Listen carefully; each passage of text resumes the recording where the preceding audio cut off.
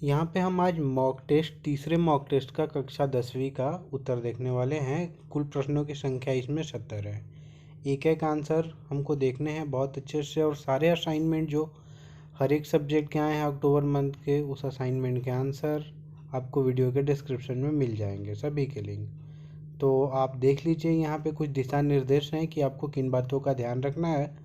इसके बाद आप सारी चीज़ें यहाँ पे देख सकते हैं बहुत अच्छे तरीके से। तो चलिए हम स्टार्ट करते हैं इनके आंसर्स को। पहला इसमें कि चित्र में दिखाए गए पक्षी का नाम चुने। तो यहाँ पे नाम चुनना है आपको, और ये पक्षी जो है शुतुरमुर्ग है, जैसा आप जानते हैं। इसके बाद क्वेश्चन आता है, किस व्यक्ति का काम गाड़ी चलाने वाले के समान होता है। तो यहाँ पे देख लीजिए 4 ऑप्शन है। तो 4 ऑप्शन में आप जानते ही हैं, विमान चालक ही गाड़ी चलाने वाले के समान होता है। वाक्य को पूरा करने के लिए सही वर्तनी वाला शब्द चुने। तो यहाँ पे क्या आंसर होगा, शब्दकोश। शब्दकोश आपका सही आंसर होगा। इसके बाद हम देखते हैं, नीचे दिए शब्दों के जोड़ों में से कौन सा जोड़ा विलोम शब्दों का है। तो यहाँ पे विविधता और समानता, यहाँ पे दोनों एक दूसरे के विलोम हैं। इसके बाद 5वां प्रश्न आता है, वाक्य में दिए रेखांकित शब्दों में से किसका अर्थ असली से मिलता है। तो यहाँ पे विशुद्ध खरी को असली से मिलता है। तो यहाँ पे आप देख सकते हैं, इसमें से आपको आंसर देना है कि नीना ने एक शाम को जो भी काम किए वे नीचे दिए गए हैं। इनमें से वह विकल्प चुने जो नीना द्वारा किए गए कामों का सही क्रम दिखा रहा है। तो यहाँ पे देख सकते हैं कि 3, 1, 2, 4। नीना बहुत थकी हुई थी, उसने अपने कपड़े बदले, उसने कमरे की बत्ती बुझाई और वह बिस्तर पर जाकर लेटी और सो गई। यहाँ पे 7वां प्रश्न अभियोग पत्र का अर्थ है। तो आप लिखेंगे किसी आरोप पर विचार। इसके बाद हम देखते हैं, यहाँ पे खरगोश ने कहा है यह पचरंगा है। पचरंगा से आप क्या समझते हैं, तो 5 रंगों वाला। यहाँ पे वाक्य में रेखांकित मुहावरे की जगह कौन सा वाक्यांश सबसे उचित रहेगा। तो सोने पर सुहागा, तो एक और लाभ सबसे अच्छा रहेगा। इसके बाद क्वेश्चन आता है, दिए गए वाक्य को पूरा करने के लिए सही विकल्प चुने। तो यहाँ पे रखना है, छोटा भाई बहुत ही गंभीर है जबकि बड़ा भाई चंचल है। तो यहाँ पे आप देख सकते हैं बहुत अच्छे तरीके से। फिर इसके बाद आया है कि दिए गए वाक्य को पूरा करने के लिए सही विकल्प चुने। तो यहाँ पे मेरे दादाजी संदेही हैं। तो यहाँ पे आप देख सकते हैं। इसके बाद 12वां प्रश्न है, दिए गए वाक्य को पूरा करने के लिए सही विकल्प चुने। तो यहाँ पे अदा को पहले लगा कि यह चाबी हाल के किसी दरवाजे की है। इसके बाद क्वेश्चन नंबर 13 आता है, दिए गए वाक्य को पूरा करने के लिए सही विकल्प चुने।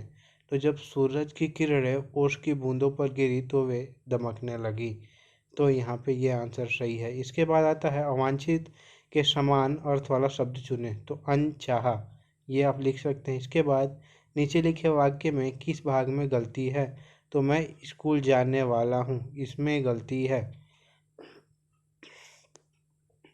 इसके बाद आप देखते हैं 16वां नंबर का क्वेश्चन कि एक बेलन के आधार का व्यास 14 सेंटीमीटर है और लंबाई 10 सेंटीमीटर है। तो बेलन का कुल पृष्ठीय क्षेत्रफल क्या है। तो आंसर आप सॉल्व कर लेंगे। यहाँ पे है 748 सेंटीमीटर स्क्वायर, ये आंसर सही है। एक बस में कुल यात्री का 1/3 यात्री खड़े हुए हैं, बाकी के 60 यात्री बैठे हुए हैं। बस में कितने यात्री हैं।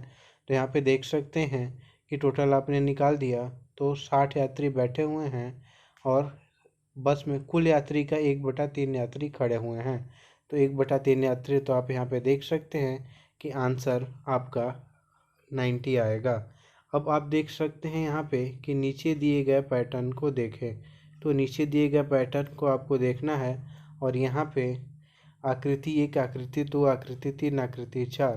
तो अगर इस पैटर्न को आगे बढ़ाया जाए तो आकृति 4 और आकृति 5 के बिंदुओं की संख्या में कितना अंतर होगा।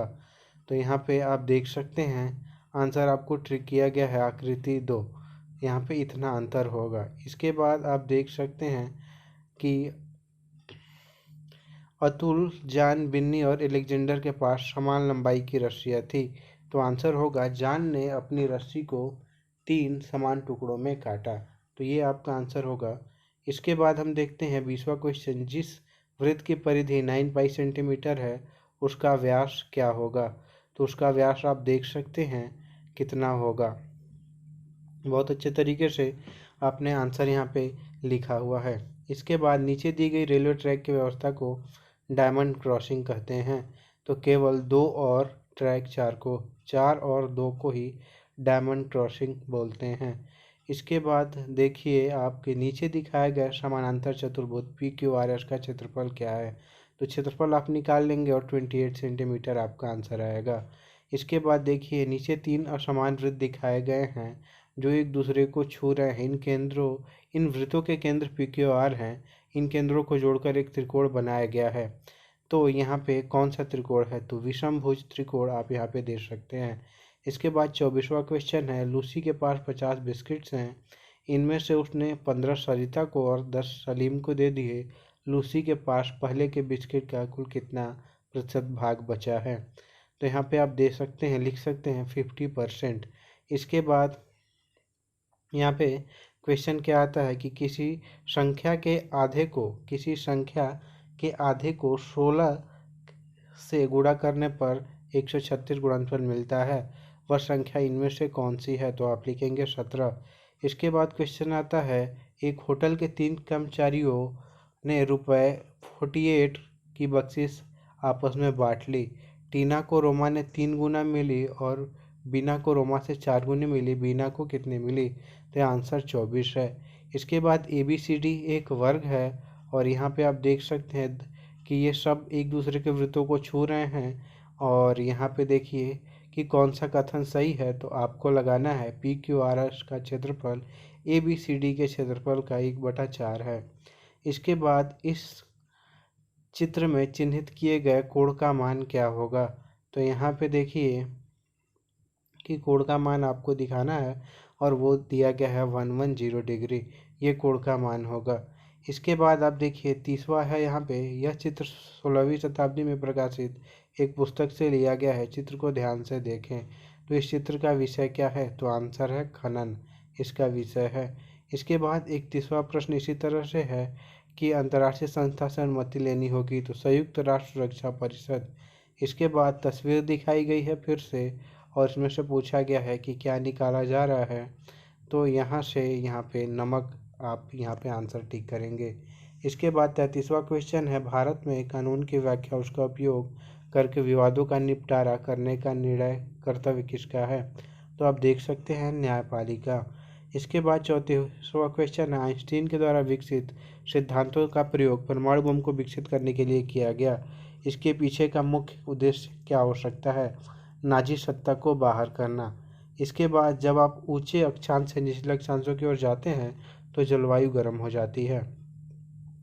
36वां क्वेश्चन इसी तरह से दिया गया है कि यह पत्रक दूसरे विश्व युद्ध के बारे में बात कर रहा है, जो पत्रक आप देख रहे हैं। इसके बाद 37वां क्वेश्चन आता है, नीचे दी गई कार्य की सूची संयुक्त राष्ट्र की एक संस्था का उत्तरदायित्व है, तो यहाँ पे दिया गया है यूनिसेफ। बहुत सारा आप कार्य देख सकते हैं यहाँ पे।